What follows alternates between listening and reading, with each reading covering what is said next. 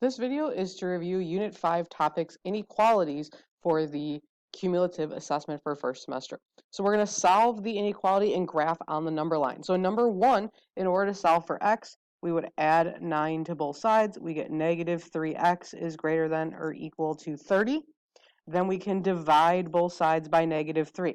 Remember that when you divide by a negative number, we need to flip the inequality sign. So this is going to become x is less than or equal to negative 10. So on our number line, we need 0. Negative 10 comes before 0, so we're going to put negative 10 on the number line. Because our symbol is less than or equal to, it is a closed dot because of the bar underneath. And then we shade to the left to include all of our solutions. In number 2, 11x plus 5 minus 2x is greater than 7x minus 13. So we're going to combine these two x's. 9x plus 5 is greater than 7x minus 13.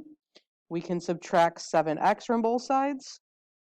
2x plus 5 is greater than negative 13. We can subtract 5. 2x is greater than negative 18. When we divide by 2, we get x is greater than negative 9. So on our number line, we have 0. We have negative 9. Above negative 9, because there's no bar, is an open circle. And then we shade to the right because we're pointing in that direction. Write the inequality to model the following situation. In order to be the President of the United States, you must be at least 35 years old. So that means that's the minimum age you can be. So we would have x is greater than or equal to 35.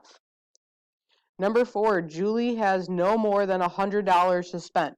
So no more than means that's the maximum amount she has to spend on a gift.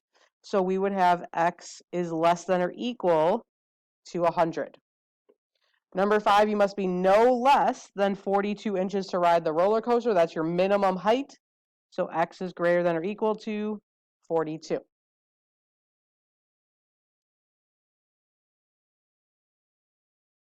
In number 6, to graph our inequality on the coordinate plane, first we want to identify our slope and our y-intercept. So our slope is what's in front of the x, negative 4, which we could use as negative 4 over 1. Our y-intercept is the number by itself, so 6. So we're going to start on the y-axis at 0, 6. We're going to go down 4 and right 1 as far as we can across our graph. We can also go up and left to get a completed graph. Then we have a less than or equal to symbol, which means our line is going to be a solid line, and we are going to shade below. So we're going to connect all these dots to create our line, and then we are going to shade our graph below the line.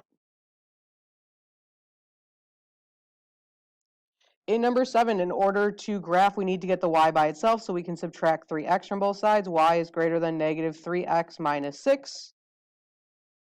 So on our graph, we're going to start at negative 6 because that is our b value, and our slope is negative 3. So we start at negative 6, down 3, right 1. We can also go up 3, left 1. This time we have a greater than symbol, so we are going to have a dashed line, and we are going to shade above.